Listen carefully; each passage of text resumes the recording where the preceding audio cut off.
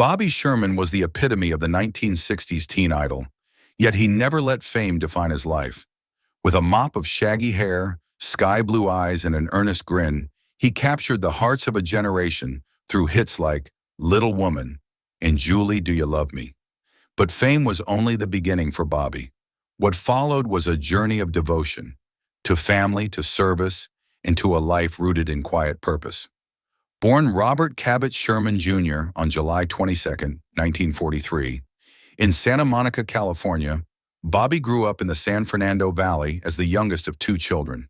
His early years were shaped by a close-knit family, grounded in values of respect, hard work, and responsibility. He sang in high school, often performing Ricky Nelson hits in local bands, and his first taste of show business came in the early 1960s, when he was discovered at a Hollywood party and invited to sing on the new ABC rock and roll show, Shindig. The gig opened the door to a world he never foresaw but embraced. By 1968, Bobby was starring as Jeremy Bolt on Here Come the Brides, a charming and wholesome TV western where his boyish charisma shined. Around the same time, his singing career took off.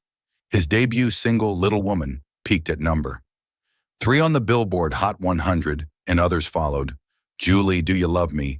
Easy Come, Easy Go, and La La La, If I Had You, became staple hits. By 1970, he had 6 gold singles and albums, and sold-out tours made him a pop culture phenomenon. Teen magazines plastered his face on covers. Lunchboxes, posters, even cereal boxes featured his likeness. At one point, TV Guide ranked him number 8 on its list of the 25 greatest teen idols. The fame whirlwind swept him from TV sets to concert stages, but while crowds screamed, Bobby remained grounded. Despite the glamour and screaming fans, Bobby was someone who never lost touch with real life. While many of his peers fell into the traps of excess and burnout, Bobby looked inward. He realized that the joy he felt performing was fleeting compared to the deep fulfillment he got from helping people. His marriage to Patty Carnell in 1971 and the birth of their 2 sons, Christopher and Tyler, solidified his resolve to put family first. As a father, he saw life through a new lens. He enrolled in a first aid and CPR class, not for show, but to be a better protector of his kids. That decision marked a turning point. What started as fatherly responsibility soon became a passion. In 1974, he guest starred on the medical drama Emergency, and what he witnessed on set resonated. He took his EMT training seriously and joined the Los Angeles Police Department as a volunteer. Over the years, he advanced to become a full-fledged technical reserve officer. He began teaching emergency medical procedures to recruits at the LAPD Academy and quickly gained a reputation for precision, professionalism, and kindness. His classes saved lives. By training others, Bobby was multiplying his impact. His dedication to service earned recognition within law enforcement circles. In 1999, Bobby was named LAPD's Reserve Officer of the Year. That same year, he expanded his service by joining the San Bernardino County Sheriff's Department. Not only did he continue teaching CPR and first aid, but he also went out on emergency calls, sometimes under dangerous and unpredictable conditions. During the 1994 Northridge earthquake, he was among the first responders in the field, helping injured civilians and, incredibly, assisting in the delivery of 5 babies under chaotic circumstances. It was this quiet heroism that most defined Bobby Sherman in his post-Hollywood years. He never sought the spotlight again, but if it found him, he let it illuminate his service rather than his stardom. His story defied the typical arc of a celebrity. Instead of falling from fame, he gently stepped away from it, choosing the selfless over the celebrated. He once remarked that he had saved more lives with a CPR course than he ever could with a gold record, and that legacy meant more to him than any applause. Though his law enforcement and emergency medical work defined much of his later life, Bobby didn't entirely abandon the stage. In the late 1990s, he briefly returned to touring, performing in nostalgia acts like the Teen Idol Tour, alongside fellow legends Davy Jones and Peter Noone. Fans who once adored him as teens returned with their children, sharing memories across generations.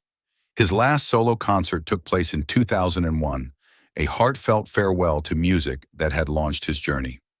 After that, he retired from performing completely, choosing instead to focus on family, charity, and teaching. In 2010, Bobby married longtime partner Brigitte Poublon. Their shared values and vision led them to launch the Brigitte and Bobby Sherman Children's Foundation, which supports education and music programs in Ghana.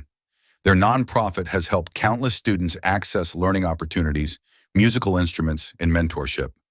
The foundation was a full-circle moment for Bobby, returning to music not as a star, but as a mentor, a guide, and a giver. Throughout the 2010s and into the 2020s, Bobby kept a low public profile. He would occasionally attend foundation events or grant brief interviews, but he preferred his quieter life. Friends and family describe him as humble, generous, and deeply spiritual. He loved being a grandfather, enjoyed time in the garden, and found peace in simplicity. While his teen idol image lingered in pop culture memory, the real Bobby Sherman had become something far greater. A husband, a father, a teacher, a volunteer, and a man who truly lived to serve.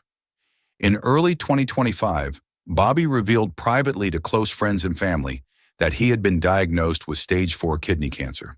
He faced it with the same quiet strength that marked his entire life.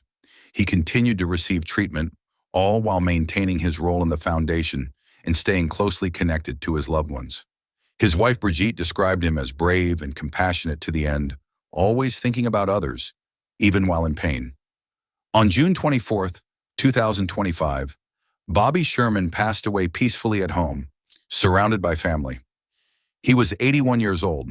The news of his death prompted an outpouring of tributes across generations. Former fans, colleagues, and first responders who trained under him all shared their memories. He was remembered not just for the songs he sang, but for the lives he saved. Not just for the posters on teen walls, but for the badges and uniforms he proudly wore. In his passing, Bobby Sherman left behind not just a legacy of music, but a blueprint for purpose. He showed the world that there's honor in service, beauty in humility, and greatness in giving back. Whether he was on stage in a police cruiser or teaching a recruit how to save a life, Bobby brought his whole heart to the moment. His story is not about fading fame. It's about evolving into someone deeper, someone more real. He will be remembered not only as the boyish pop star of a bygone era, but as a man who chose to lift others instead of living for applause. Bobby Sherman's name will always mean music, but for many it will also mean compassion, courage, and selflessness. And in that, he found something far more lasting than fame. He found purpose, he found peace, and he left this world having truly made it better.